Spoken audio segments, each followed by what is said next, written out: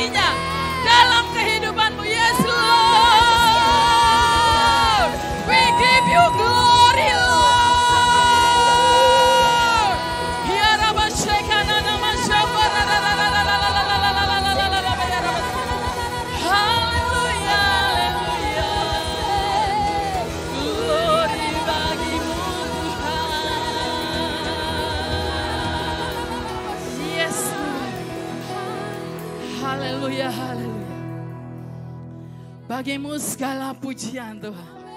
Pengagungan dan penghormatan kami. Karena Engkau satu-satunya pribadi yang layak. Kami tinggikan, kami sanjung sepanjang umur hidup kami Bapa. Terima kasih buat hari ini. Hari yang terbaik, momen yang terbaik. Tuhan sediakan bagi kami. Terima kasih Tuhan Yesus. Karena Engkau rela meninggalkan segala kemuliaan-Mu. Bahkan menjadi hina demi kami Bapa. Terima kasih Tuhan Yesus. Terima kasih Bapa. Terpuji-pujilah Engkau. Tiba saatnya Tuhan kami akan sama-sama belajar kebenaran firman-Mu. Engkau berbicara bagi kami. Pribadi lepas pribadi Bapa. Kami semua yang ada dalam ruangan ini.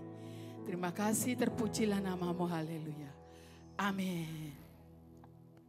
Silakan duduk Bapak Ibu sekalian.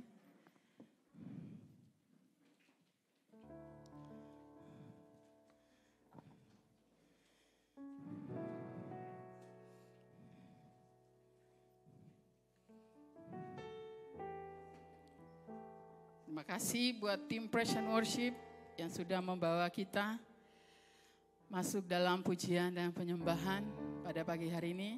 Sekali lagi Shalom. Selamat Natal bagi kita semuanya. Iya, puji Tuhan. Pagi hari ini kita akan sama-sama belajar bahwa bahwa Tuhan Yesus Kristus 2000 tahun yang lalu yang datang meninggalkan segala kemuliaannya, rela menjadi hina demi mencari kita, menyelamatkan kita. Tapi tidak hanya sekedar menyelamatkan kita, tapi Dia menyediakan janji-janji bagi kita. Tidak hanya menyediakan, tapi menggenapi setiap janji-janjinya. Ya puji Tuhan, mari kita akan baca sama-sama. Mari kita buka Alkitab kita akan buka dari Mika 5 ayat 1. Sudah dapat semua? Mari kita sama-sama baca. 1, 2, 3. Tetapi engkau, hai Bethlehem Efrata, hai yang terkecil di antara kaum-kaum Yehuda, daripadamu akan bangkit bagiku seorang yang akan memerintah Israel, yang permulaannya sudah sejak purbakala, sejak dahulu kala. Ya, ini Nabi Mika memberikan nubuatan bagi Bethlehem bahwa walaupun dia yang terkecil di antara suku-suku Yehuda, kaum-kaum Yehuda, tapi daripadanya akan bangkit seorang yang akan memerintah katanya. Jadi hari ini kita akan belajar sama-sama bahwa kelahirannya Tuhan Yesus itu mengubahkan. Nah, itu akan mengubahkan apa saja? Mengubahkan banyak hal. Ada kata bijak yang mengatakan seperti ini. Kecil itu indah, ya, atau small is beautiful. Tetapi menjadi yang terkecil tidak selalu enak, betul ya? Kita pasti tidak mau kalau menjadi yang terkecil. Siapa yang mau jadi yang terkecil? Tidak ada ya. Tidak ada. Padahal Yohanes mengatakan, biarlah dia bertambah, dia semakin besar, kita semakin kecil. Harusnya kita senang dengan yang kecil, tapi kita suka dengan yang besar ya. Yang terkecil itu biasanya diabaikan, dipandang remeh. Bahkan seringkali menjadi bahan ejekan, bahan olok-olokan ya. Bukan hanya banyak hal. Banyak hal kalau yang kecil itu biasanya jadi bahan bulian ya. Tapi jangan kecil hati. Karena Mika mengatakan walaupun engkau terkecil di antara kaum-kaum Yehuda, daripadamu akan bangkit bagiku seorang yang memerintah Israel. Seperti itu. Terus bila ada juga pembagian uang atau hadiah, lalu kita mendapatkan bagian yang kecil, pasti tidak akan mudah untuk menerimanya ya. sulit gitu. Kecuali kalau kita dapat sesuatu yang besar, maka kita akan dengan sangat mudah untuk menerimanya. Kita akan bersuka cita. Wah, yang kecil itu bukan berarti tidak bersuka cita, tapi kalau dapat besar, sukacitanya lebih lagi. Lebih besar seperti itu. Jadi Bethlehem Efrata ini adalah sebuah kota kecil di Yehuda. Jaraknya kurang lebih 9 km dari Yerusalem, ibu kota kerajaan Yehuda. Bethlehem memang sebuah kota kecil di antara kota-kota lain di Yehuda pada waktu itu. Karena kotanya ini kurang diperhatikan dan tidak diperhitungkan secara politik, sosial, dan ekonomi bahkan agama. Mereka ini memang betul-betul diabaikan karena kecil. Tapi justru dari lorong gelap kota kecil Bethlehem bersinarlah terang yang sangat terang. Dari kota kecil ini muncul pemimpin besar. Seorang raja yang pemerintahannya jauh melebihi kekuasaan penguasa manapun di dunia. Ternyata Bethlehem kota kecil ini kemudian menjadi pusat perhatian global. Karena daripadanya bangkit pemimpin terbesar sepanjang sejarah umat manusia. Dari Bethlehem yang kecil, Allah membuat perkara yang besar. Seperti tadi saya katakan, sepanjang sejarah. Jadi nubuatan Nabi Mika ini mengenai Bethlehem disampaikan di tengah-tengah kehidupan Yehuda yang penguasanya berpesta pora dengan korupsi. Para imamnya berubah menjadi fasik. Para pedagang semakin tidak jujur. Dan ketika para hakim suka menerima suap. Dan umat Tuhan sangat menderita. Janji pengharapan ini disampaikan Mika menjadi berita pengharapan dan sukacita karena yang terkecil mendapat kasih dan perhatian Allah. Ini berita yang memberi harapan baru. Sebab Mika menyampaikan berita ini sesudah nubuatan kejatuhan Samaria, ibu kota kerajaan Israel, dan kejatuhan Yerusalem, ibu kota kerajaan Yehuda, kalau kita baca dari pasal 1. Seperti itu ya. Bahwa Samaria dan Yerusalem akan jatuh hancur, tetapi penyelamatan adalah dari yang terkecil, yaitu Bethlehem Efrata. Bethlehem Efrata itu akan menjadi sumber damai sejahtera. Karena dia sendiri akan memberikan damai bagi umatnya. Jadi nubuatan Nabi Mika ini bukan sekedar kata-kata penghiburan seperti obat penenang kalau kita sedang merasakan sakit yang teramat sakit. Kita membutuhkan satu obat penenang. Tidak seperti itu. Karena janji pengharapan itu telah tergenapi melalui kedatangan Kristus ke dunia. Hari ini kita menghayati kelahiran Tuhan Yesus Kristus di dunia ini. Bukan lagi kita hayati dia sebagai bayi. Tapi kita menghayati semua karya-karya yang sudah dia kerjakan. Semua perkara yang sudah dia nyatakan. Hari ini rasa-rasanya kita mau menaikkan satu pujian, satu ucapan syukur, satu puisi yang terindah. Kita mau menyusun satu kata-kata yang sangat luar biasa. Bahkan kalau di antara kita masing-masing jujur, khusus untuk hari ini, kita betul-betul mau menata hati kita. Lebih baik dari hari-hari kemarin. Betul apa betul? Betul toh? Kita mau menatanya karena apa? Kita menyatakan ini hari-hari istimewa, padahal setiap hari itu istimewa. Karena Yesus hadir di sana. Kalau engkau mengatakan hari itu tidak istimewa, berarti engkau tidak mengundang Yesus untuk hadir pada hari itu. Setiap hari kita harus menata hati kita. Supaya tetap terpaut kepada Kristus. Jadi hari ini kita merenungkan rencana janji penyelamatan Allah bagi manusia. Melalui kehadiran Mesias yang sudah hadir 2000 tahun yang lalu sebagai bayi di Bethlehem Efrata. Maka melalui nubuatan Nabi Mika ini bisa menjadi perenungan bagi kita. Kira-kira apakah kita sudah mensyukuri keadaan kita? Mungkin kita mengatakan hidup saya tidak ada artinya. Tapi dengar, yang terkecil Bethlehem Efrata, yang disepelekan, yang diabaikan. Tapi Tuhan memilih tempat itu untuk dia hadir di bumi ini. Untuk mencari saya, mencari saudara, dan mencari semua umat manusia melalui Bethlehem Efrata. Tidak lahir di Yerusalem, tidak lahir di ibu kota. Tapi dia lahir di tempat yang diabaikan oleh orang. Yang tidak diperhitungkan oleh orang. Kehadiran Kristus itu berlaku untuk semua orang. Tidak pilih kasih, Tuhan tidak pilih kasih. Oh, Kristus hanya hadir untuk orang-orang GDS. Tidak. Kristus lahir, Kristus datang untuk semua orang.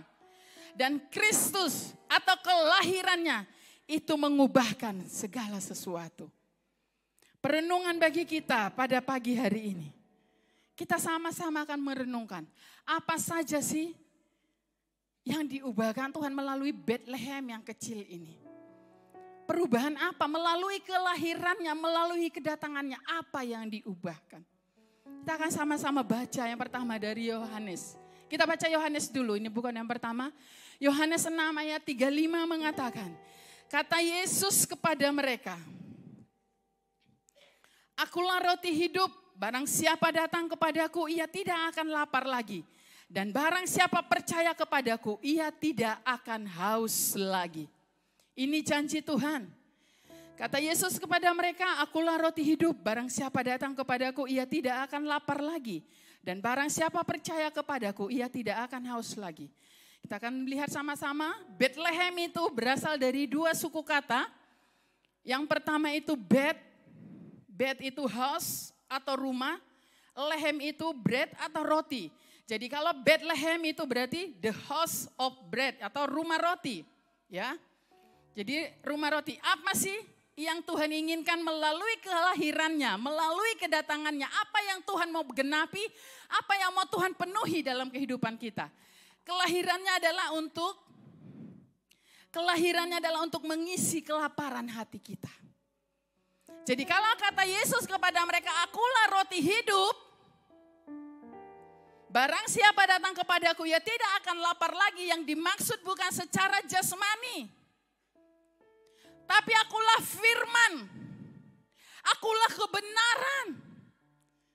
Kalau engkau lapar akan kebenaran. Kalau engkau haus akan kebenaran, engkau datang kepadaku, maka engkau akan dikenyangkan. Engkau akan dipuaskan, engkau tidak akan dahaga lagi. Karena itu yang pertama, kehadiran Kristus datang ke muka bumi ini. Bukan sekedar menyelamatkan kita. Itu memang tujuan utamanya. Tapi dia mau mengisi kelaparan hati kita. Apakah kita masih lapar akan Kristus? Apakah kita masih lapar akan kebenaran di tengah-tengah pandemi saat ini? Di tengah-tengah situasi saat ini, kita merayakan Natal dengan suasana yang sangat berbeda. Tadi kita bercanda, kita bilang kita tidak bisa peluk, nanti tahun depan baru peluknya 2 kali gitu ya. Kita hanya bilang selamat Natal, selamat Natal. Semuanya berbeda. Tapi apakah hati kita juga berbeda? Apakah hati kita dingin? Apakah hati kita jadi suam-suam kuku? Apakah hati kita menjadi tidak bergairah? Karena situasi, karena kondisi. Apakah hati kita menjadi beku? Hati kita harus tetap punya kelaparan. Karena Kristus mau mengisinya. Setiap kelaparan kita mau Tuhan kenyangkan. Mau Tuhan isi. Dengan kebenaran, yaitu dirinya sendiri. Kita akan belajar yang pertama. Tentang Bethlehem. Dari Kejadian 35 ayat 16 sampai 19 berbunyi demikian. Sesudah itu berangkatlah mereka dari Betel. Ketika mereka tidak berapa jauh lagi dari Efrata, bersalinlah Rahel dan bersalinnya itu sangat sukar. Sedang ia sangat sukar bersalin, berkatalah bidan kepadanya, janganlah takut, sekali ini pun anak laki-laki yang kau dapat. Dan ketika ia hendak menghembuskan nafas, sebab ia mati kemudian, diberikannya nama Ben-Oni kepada anak itu.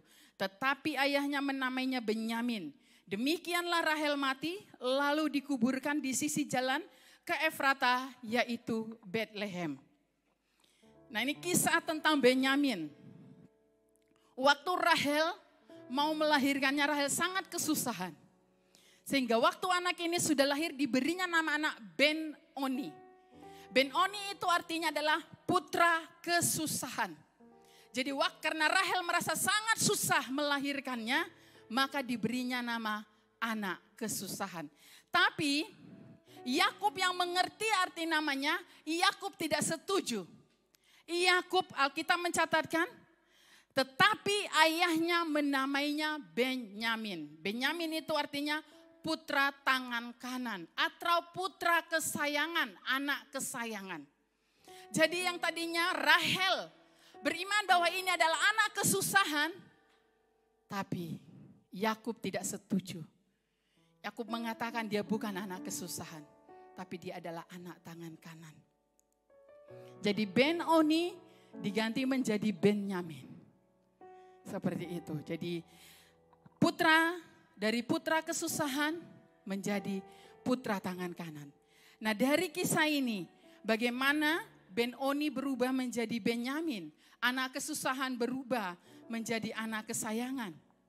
Bethlehem adalah, kalau dari kisah ini, Bethlehem adalah tempat di mana Tuhan mengubah yang bersedih hati menjadi dihormati. Bethlehem adalah tempat di mana Tuhan mengubah yang bersedih hati menjadi dihormati.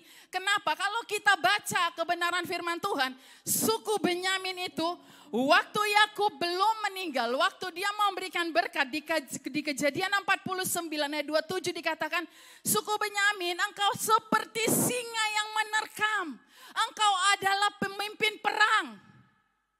Mereka ini suku-suku pemimpin perang, mereka ada di peperangan dan mereka itu selalu menang. Salah satunya ada Ehud. Bahkan Saul, raja pertama Israel, berasal dari suku Benyamin. Ratu Esther itu berasal dari suku Benyamin. Bahkan Rasul Paulus sendiri pun berasal dari suku Benyamin. Orang yang bersedih hati, orang yang tadinya mamanya tidak angkat, dia bilang engkau ini hanya kesusahan. Tapi bapaknya bilang tidak, engkau adalah anak kesayanganku. Dibikin Tuhan menjadi dihormati, keturunannya dihormati. Siapa yang saat ini sedang bersusah hati? Siapa yang saat ini sedang bersedih hati? Jika engkau saat ini sedang bersedih hati,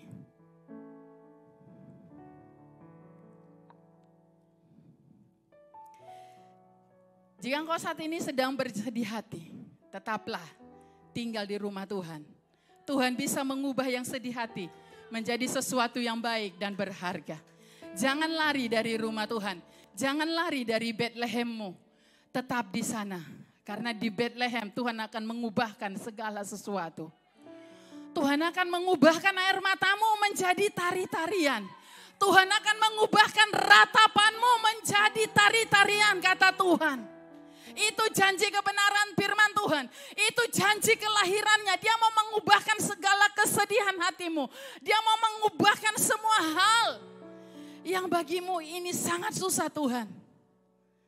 Bahkan mungkin engkau mengatakan, engkau melihat garis keturunanmu, engkau mengatakan, oh memang kami seperti ini. Keadaan keluarga kami memang seperti ini. Jangan percaya dengan hal itu. Engkau ditetapkan Tuhan untuk dihormati. Engkau ditetapkan Tuhan untuk diangkat naik lebih tinggi lagi. Engkau ditetapkan Tuhan untuk menduduki kota-kota sepi. Engkau ditetapkan Tuhan untuk berhasil.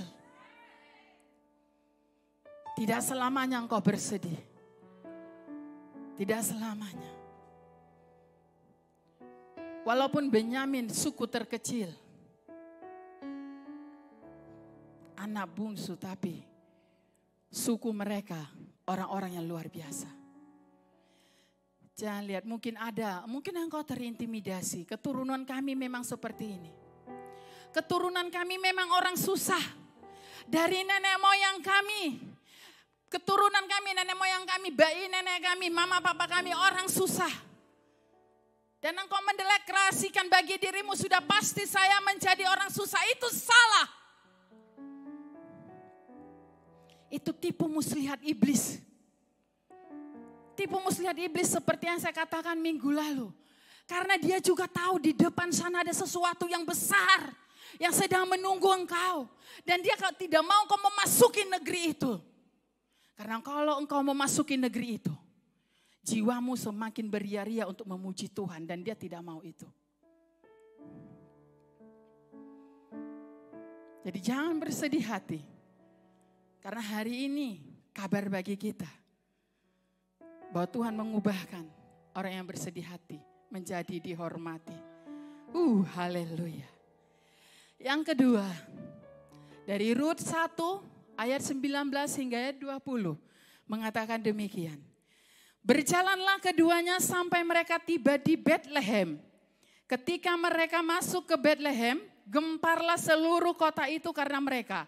Dan perempuan-perempuan berkata, Naomikah itu? Tetapi ia berkata kepada mereka, janganlah sebutkan aku Naomi, sebutkan aku Mara, sebab yang Maha Kuasa telah melakukan yang pahit kepadaku. Ini kisah tentang Rut dan Naomi. Bagaimana waktu Naomi satu keluarga bersama Bapak Elimelek, bersama Mahlon dan Kilion. Mereka berangkat dari Betlehem, dari kelimpahan, dari rumah roti. Mereka berangkat dengan penuh, dengan tangan yang penuh. Tapi tiba di Moab.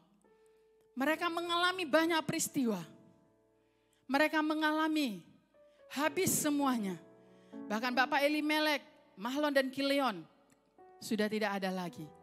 Sisa perempuan-perempuan saja. Tapi waktu Naomi mendengar bahwa Tuhan sudah memulihkan Betlehem. Bahwa Tuhan sudah memulihkan rumah roti itu. Dia mengajak, bukan mengajak, dia mau pulang. Dia tidak mengajak menantunya. Dia pulang. Tapi satu menantunya berkeras hati, dia harus ikut. Dia harus ikut pulang, yaitu Rut. Singkat cerita kita sudah tahu semua ceritanya bagaimana Rut bertemu dengan Boas. Bagaimana akhirnya Rut ditebus oleh Boas. Dan bagaimana akhirnya mereka menikah dan menghasilkan keturunan. Dan akhirnya kita mengerti bahwa Rut menjadi garis keturunannya Tuhan Yesus. Seperti itu. Nah dari kisah ini kita akan belajar. Betlehem adalah tempat di mana Tuhan mengubah yang pahit hati menjadi yang diberkati. Waktu Naomi pulang dari Moab, kembali ke Betlehem dengan tangan kosong. Tidak memiliki apa-apa. Pahit hati, kesedihan ada di sana. Tapi waktu mereka mengusahakan segala sesuatu di Betlehem, Tuhan memberkatinya. Tuhan memberkatinya dengan luar biasa. Memberikan bukan hanya harta, tapi memberikan keturunan melalui Rut. Walaupun tidak garis keturunannya langsung. Tapi wanita-wanita yang ada di sana memuji dia. Dikatakan bahwa engkau beruntung. Anak ini melebihi anak-anakmu yang lain. Naomi dikatakan menjadi beruntung. Jadi Betlehem, tempat di mana Tuhan mengubah tempat di mana Tuhan mengubah yang pahit hati menjadi diberkati. Apakah saat ini engkau sedang pahit hati? Apakah ada kepahitan dalam hatimu? Menguasai engkau? Buang itu jauh-jauh. Karena Tuhan sedang menyediakan berkat yang besar bagimu. Berkat yang berkelimpahan. Itu Tuhan sediakan. Karena itu, tetap berada dalam rumah Tuhan. Maka sesuatu yang pahit bisa diubahkan menjadi hal yang manis. Jangan pernah lari dari panggilanmu. Jangan pernah lari dari apa yang Tuhan sudah taruh dalam hidupmu. Tetap tinggal dalam rumah Tuhan. Tetap jaga persekutuanmu dengan Tuhan. Karena dalam persekutuanmu dengan Tuhan, jerih lelahmu tidak akan pernah sia-sia. Tuhan akan membalaskan apa yang kau kerjakan, apa yang sedang kau buat, terlebih khusus bagi kerajaannya, bagi perluasan nama Tuhan di muka bumi ini. Jangan lelah. Mungkin orang-orang tidak memperhitungkan. Mungkin orang-orang di sekelilingmu membuat engkau pahit hati. Engkau sudah berusaha maksimal. Tapi orang-orang tidak memperhitungkan apa yang kau kerjakan. Percayalah, pahit hatimu diganti Tuhan dengan berkat yang berkelimpahan. Haleluya. Yang ketiga, kita sudah mau selesai, singkat saja hari ini. 1 Samuel 16 ayat 1 dan 12. Berfirmanlah Tuhan kepada Samuel, berapa lama lagi engkau berduka cita karena Saul? Bukankah ia telah kutolak sebagai raja atas Israel? Isilah tabung tandukmu dengan minyak dan pergilah. Aku mengutus engkau kepada Isai, orang Betlehem itu, sebab di antara anaknya telah kupilih seorang raja bagiku. Ayat 12. Kemudian disuruhnyalah menjemput dia. Ia kemerah-merahan, matanya indah dan parasnya elok. Lalu Tuhan berfirman, bangkitlah, urapilah dia, sebab inilah dia. Ini kisah tentang Samuel. Bagaimana dia berduka cita di hadapan Tuhan. Bagaimana dia bersedih di hadapan Tuhan. Karena Tuhan sudah menolak Saul menjadi raja Israel. Dia sangat berduka. Kenapa bisa seperti ini? Tapi Tuhan mengingatkan dia. Berapa lama lagi engkau berduka cita karena Saul? Bukankah ia telah kutolak sebagai raja Israel? Samuel sangat berduka cita. Saat ini adakah kita berduka cita? Hari-hari ini adakah kita berduka cita? Adakah kita mengalami satu hal yang membuat kita menjadi tidak memiliki semangat untuk melakukan sesuatu? Karena kita akan belajar melalui cerita ini, kisah ini, Betlehem adalah tempat di mana Tuhan mengubah kekecewaan menjadi promosi. Saat Samuel sangat kecewa dengan Saul. Saat Samuel berduka cita karena Saul, tapi Tuhan memberikan promosi bagi seseorang. Itu menghiburkan hati Samuel. Ayat 12 kata, kemudian disuruhnyalah menjemput dia, yaitu Daud. Ia kemerah-merahan, matanya indah dan paresnya elok. Lalu Tuhan berfirman, bangkitlah, urapilah dia, sebab inilah dia. Betlehem adalah tempat di mana Tuhan mengubah kekecewaanmu menjadi promosi yang luar biasa. Tapi jangan kecewa karena dicuekin orang. Mungkin saat ini engkau sedang kecewa. Mungkin saat ini engkau sedang mengatakan, aduh Tuhan sedang berkecil hati. Ini kenapa seperti ini? Kok jadi seperti ini? Tidak seperti yang saya harapkan. Memang segala sesuatu yang terjadi dalam hidupmu bukan apa yang kau harapkan. Tuhan harus mematikan semua apa yang kau harapkan. Supaya harapan Tuhan ditanamkan dalam kehidupanmu. Karena itu yang Tuhan rindukan. Bukan Tuhan mau menggenapi semua harapanmu. Tapi Tuhan mau menggenapi semua harapannya dalam hidupmu. Biar itu yang terlaksana. Engkau yang sedang kecewa hari-hari ini. Siap-siap terima promosi dari Tuhan. Terima promosi dari Tuhan. Tapi jangan lari dari Betlehem. Sesukar apapun, sesulit apapun suasananya di sana. Tetap tinggal dalam rumah roti. Tetap tinggal dalam rumah Tuhan. Haleluya. Coba. Tetaplah berada dalam rumah Tuhan. Maka Tuhan akan mengubah segala kekecewaan menjadi suatu perjanjian yang baru. Atau promosi yang baru. Itu yang Tuhan janjikan bagimu. Promosi yang baru Tuhan sediakan bagimu. Saya tidak tahu apa keadaan Bapak Ibu Saudara sekalian saat ini. Entah engkau sedang bersedih hati. Entah engkau sedang patah hati.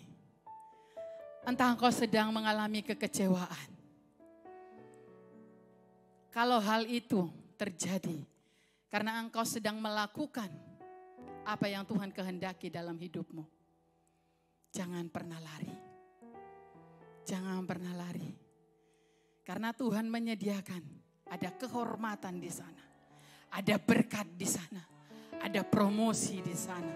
Tuhan sediakan itu. Tetap di tempatmu, jangan lari. Tapi tetap bertekun. Tetap tinggal dalam rumah Tuhan. Karena kehadiran Tuhan, kelahiran Tuhan mengubahkan keadaanmu. Mengubahkan segala sesuatu dalam hidupmu. Yang engkau katakan, engkau sedang tidak ada artinya. Engkau sedang diabaikan orang. Engkau sedang disepelekan orang. Engkau sedang dikucilkan orang. Jangan takut. Jangan takut, Tuhan akan mengubahkan keadaan itu. Karena itu janjinya. Janji kelahirannya tidak sekedar menyelamatkan kita. Tapi banyak janji berkat yang Dia sediakan bagi kita. Yang terakhir, kita sudah selesai. Yang terakhir dari 2 Samuel 23 ayat 14 hingga ayat 16. Demikian bunyi firman Tuhan. Pada waktu itu Daud ada di dalam kubu gunung. Dan pasukan pendudukan orang Filistin pada waktu itu ada di Bethlehem.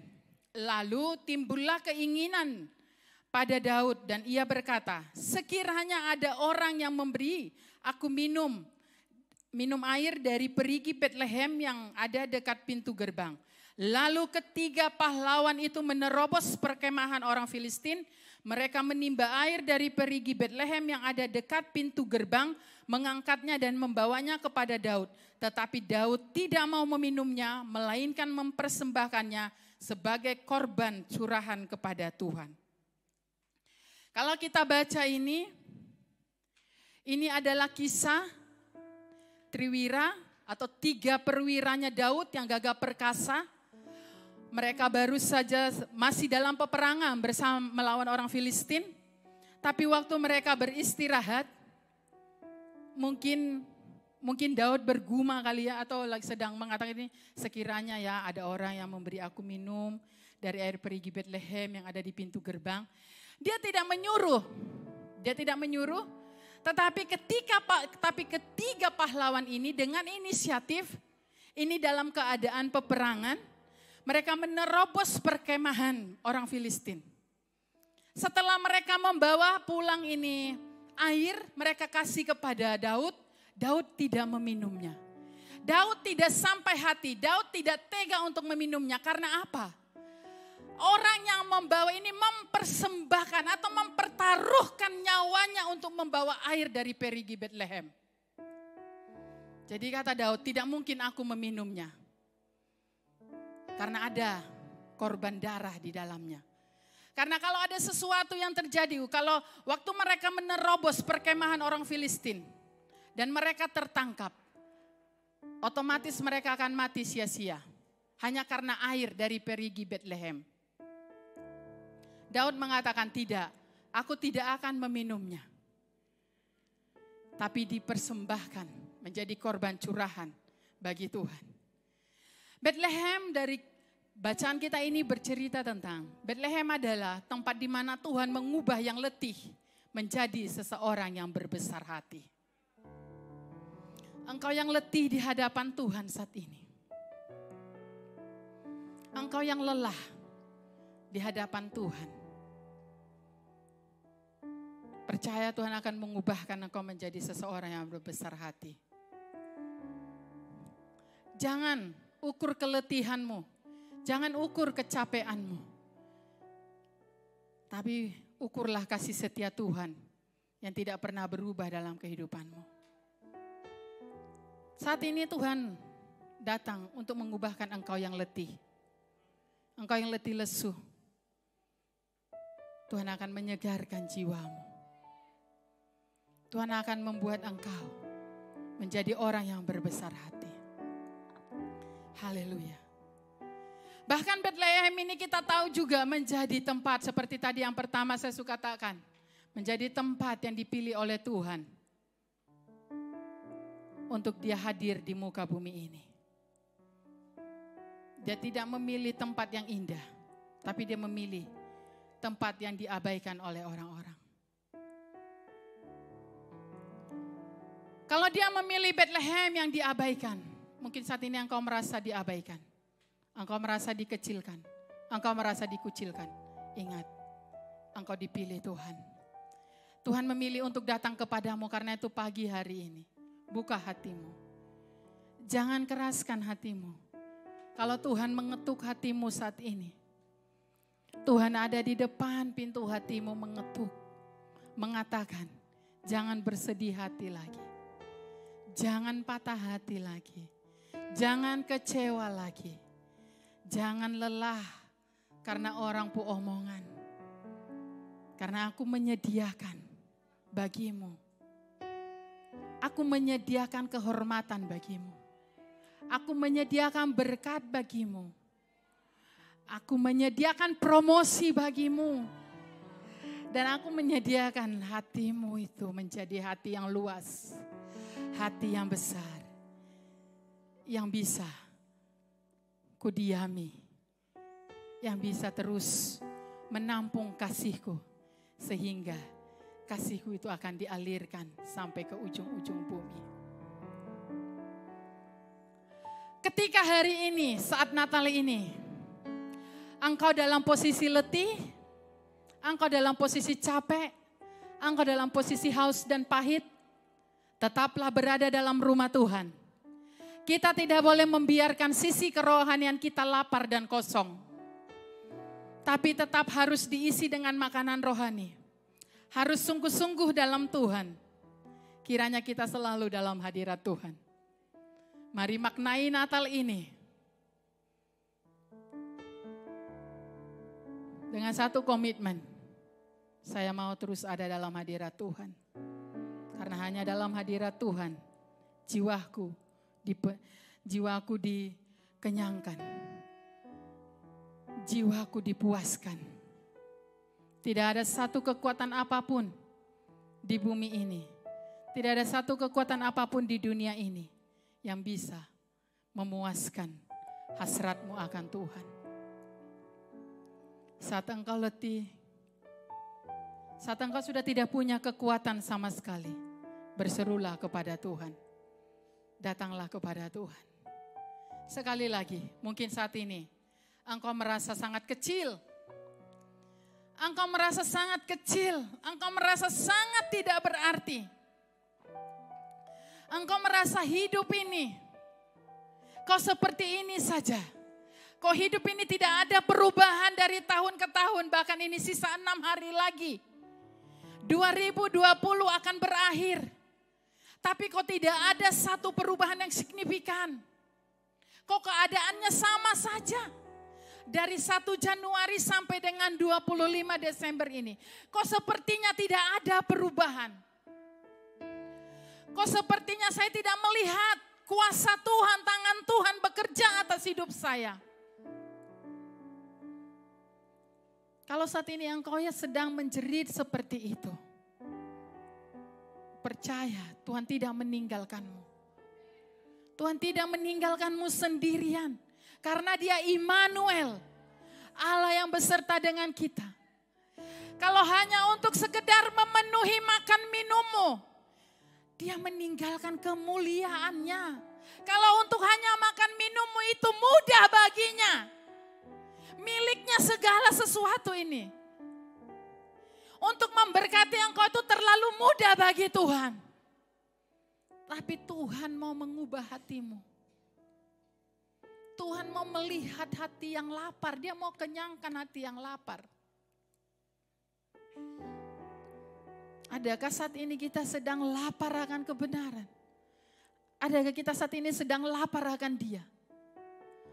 Atau kita hanya lapar akan tangannya Tuhan? Kita hanya lapar dompetnya Tuhan. Mungkin engkau mengatakan, aku tidak melihat sesuatu terjadi, aku tidak melihat sesuatu ada yang berubah dalam kehidupanku.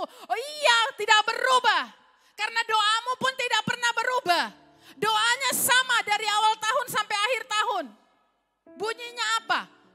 berkati saya Tuhan. Kita tidak pernah mengubah fokus kita kepada orang lain. Kita tidak pernah berdoa, kita katakan Tuhan berkati saudara saya ini. Tuhan berkati tetangga saya.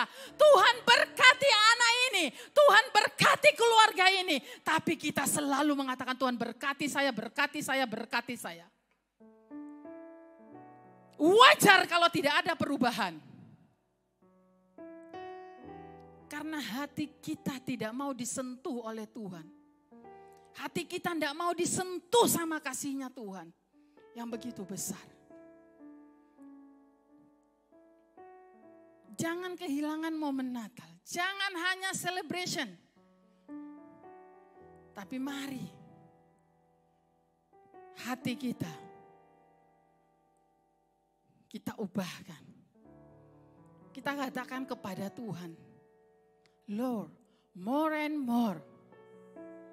More and more, Lord. Tuhan lebih dan lebih lagi, kasih-Mu itu memenuhi hatiku.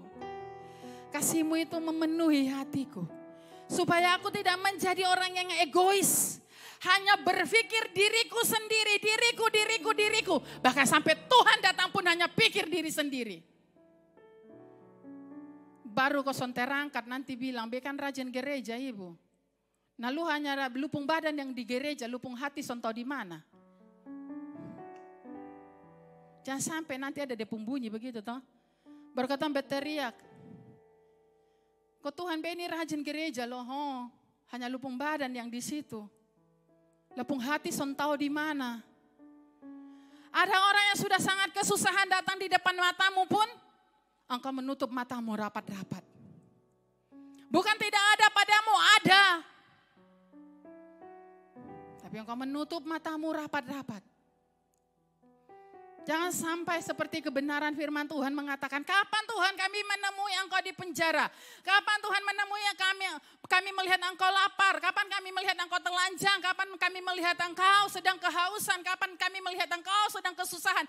Iya memang benar engkau tidak pernah melihat aku karena kau tutup matamu bagi orang lain, kau fokus pada dirimu sendiri. Makanya engkau tidak pernah melihat aku. Kira-kira begitu. Kalau dibahasakan secara sederhana. Kita tidak mau terima bahasa itu kelak. Tapi kita mau terima, kata Tuhan, sabaslah kau hambaku yang setia. Engkau sudah setia, mari masuk dalam perjamuan. Jadi jangan buang waktu. Jangan buang-buang waktu. Kita rajin ke gereja, kita rajin beribadah, tapi tidak ada perubahan. Harus berubah. Harus. Hati kita harus diubahkan. Kita senang dengar kalau kita akan dihormati, kalau kita akan diberkati, kalau kita akan dipromosi oleh Tuhan. Kita senang dengar itu. Tapi kita tidak senang mengubah hati kita. Kita nggak mau dikoreksi sama Tuhan. Kita nggak mau menyunat hati kita. Ada satu ibu ngomong seperti ini sama saya. Ibu saya senang. Saya senang sama pemimpin. Kalau saya salah omong aja salah. Saya senang ya seperti itu ibu, dia bilang. Karena saya mau menguji diri saya sendiri. Jadi dia mau menguji dirinya sendiri. Kalau saya masih tersinggung dengan perkataan pemimpin saya yang keras, berarti daging saya masih besar. Tapi kalau saya sudah tidak tersinggung, Tuhan yang besar dalam hidup saya. Jadi seperti kebenaran firman Tuhan mengatakan, ujilah aku Tuhan, selidiki dan ujilah aku Tuhan. Itu harus kita ucapkan setiap hari. Itu harus menjadi doa kita. Karena kita tidak tahu, bahkan menit-menit kita berpotensi untuk mendukakan hati Tuhan. Sangat berpotensi. Jadi hari ini, hal serius yang dicari oleh Tuhan adalah bukan betapa besar atau kecilnya pelayananmu. Bukan terkenal atau tidak terkenalnya engkau di hadapan banyak orang. Tetapi bagaimana Engkau menyelesaikan yang menjadi kehendak Tuhan atas hidup kita masing-masing. Mari hari ini, di momen Natal ini, berikan persembahan yang terbaik bagi Tuhan. Raja di atas segala raja. Berikan hatimu bagi Dia. Yang terakhir, mungkin hari ini engkau merasa dirimu kecil. Tapi saat engkau sungguh-sungguh menaruh pengharapanmu kepada Tuhan, maka yang kecil di pandangan manusia, Tuhan buat berharga. Karena tidak ada yang mustahil bagi Tuhan. Haleluya. Selamat Natal bagi kita semua. Mari kita bangkit berdiri. Haleluya, haleluya, haleluya, haleluya. Haleluya, haleluya, haleluya. Haleluya, haleluya. Haleluya, ya Ramashikarabas. Mari masing-masing datang kepada Tuhan. Masing-masing kita datang. Haleluya, haleluya. Mungkin engkau yang sedang bersedih hati. Mungkin saat ini engkau sedang patah hati. Mungkin saat ini engkau ada dalam kekecewaan. Mungkin saat ini engkau ada dalam kelelahan. Engkau membutuhkan Tuhan saat ini. Karena kehadirannya akan mengubahkan semua keadaan itu. Kelahirannya mengubahkan keadaanmu. Oh haleluya, haleluya. Haleluya, haleluya. Haleluya.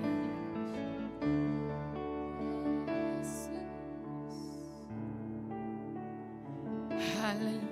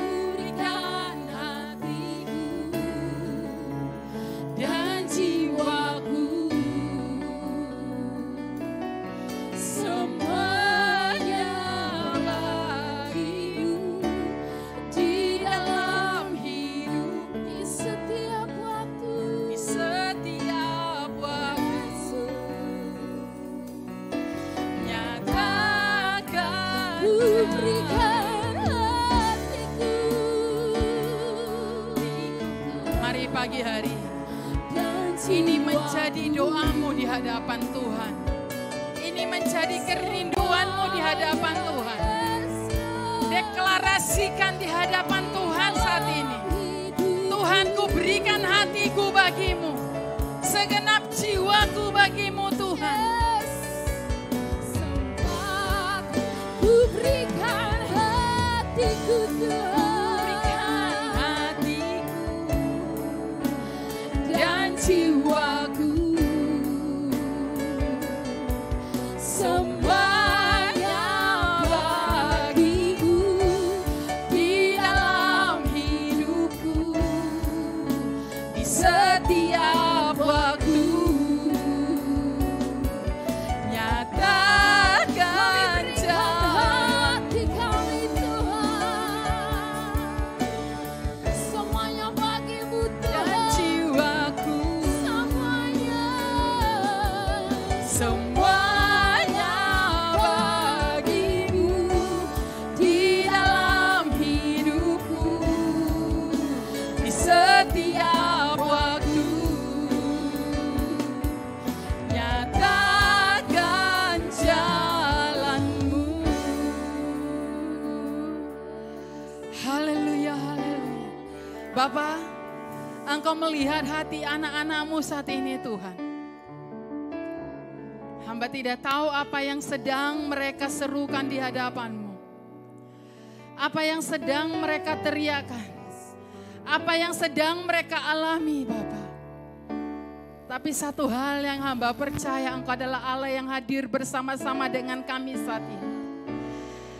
Oh ya masyakaya namamu. Dan Engkau sedang merangkul setiap anak-anak-Mu Tuhan.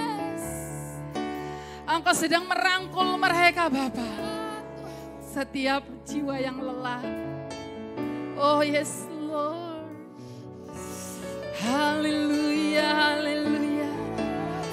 Haleluya, haleluya. Mari angkat hatimu, sembah Dia. Sembah Dia lebih dan lebih lagi. Haleluya, haleluya. Sembah Dia Raja di atas segala raja. Oh haleluya, haleluya. Bagi-Mulah pujian dan pengagungan kami. Karena Engkau Allah yang ajaib. Haleluya. Hiya rabashekana mahatakabas. Yes Lord.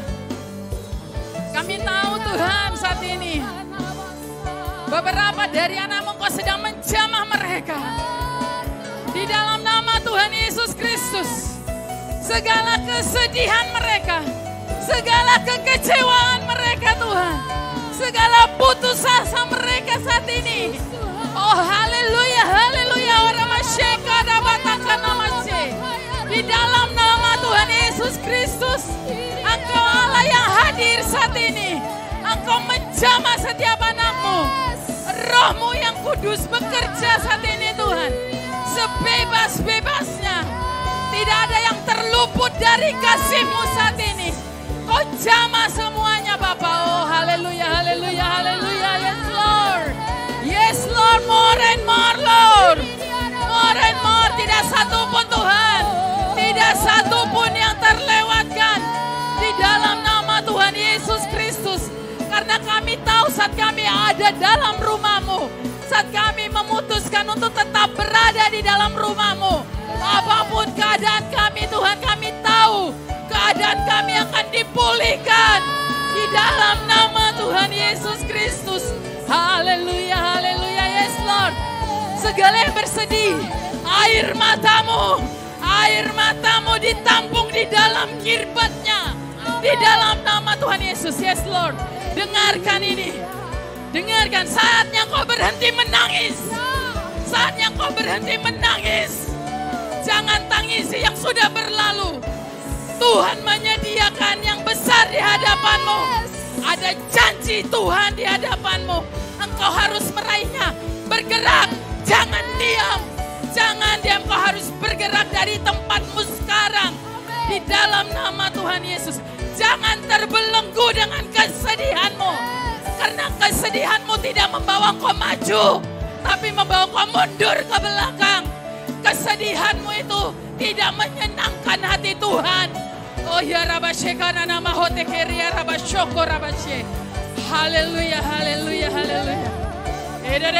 Kada masheka da ya la bahora baseka rabashe.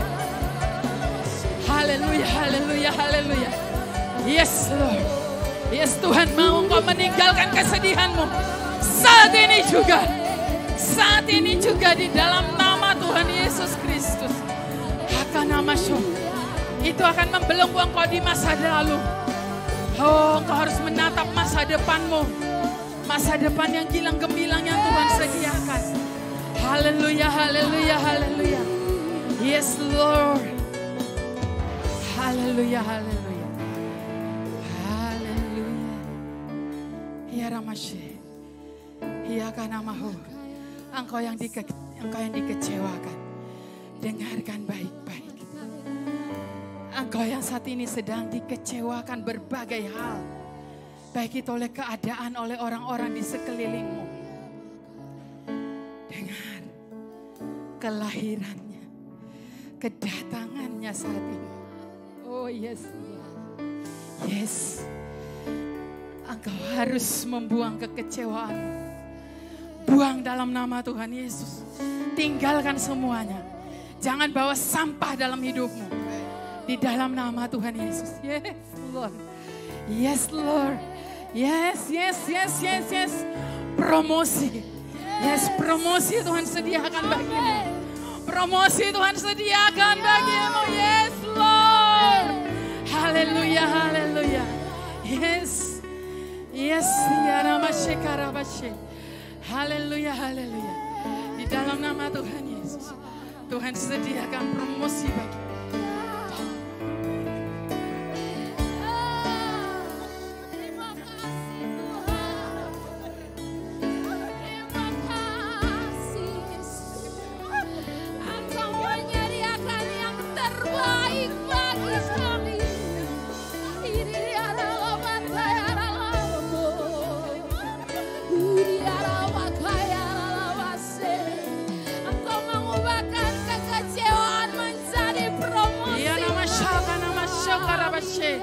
Dalam nama Tuhan Yesus, di dalam nama Tuhan Yesus Kristus.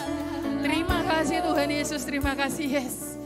Yes, saya percaya Tuhan sedang menjamah anak-anaknya saat ini. Terus buka hatimu di hadapan Tuhan. Buka hatimu di hadapan Tuhan. Haleluya.